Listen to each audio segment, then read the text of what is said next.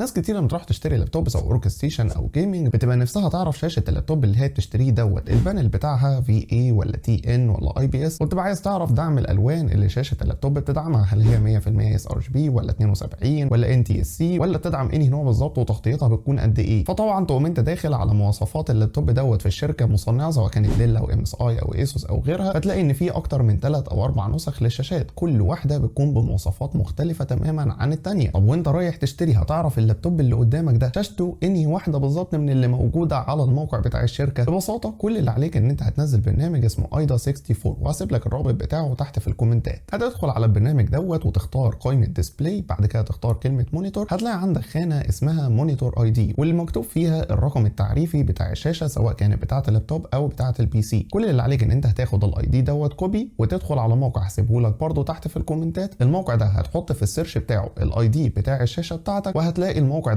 على طول قام جايب لك كل البيانات اللي تخص الشاشه بتاعتك. طبعا في بعض الايديهات او بعض الشاشات الموقع ما بيكتشفهاش، ولكن اغلبيه الشاشات بتكون موجوده على الموقع، بتحط الاي دي بتاعك وهتلاقيه جاب لك على طول هل الشاشه ديت اي بي اس ولا في اي ولا تي ان، هيجيب لك تغطيه الالوان بتاعتها وهيجيب لك كل المعلومات اللي انت محتاج تعرفها عن الشاشه ديت. لو حسيت ان الفيديو فادك ما تنساش اللايك الجميل وتنزل حالا تتابعني عشان يوصلك كل الفيديوهات الجديده.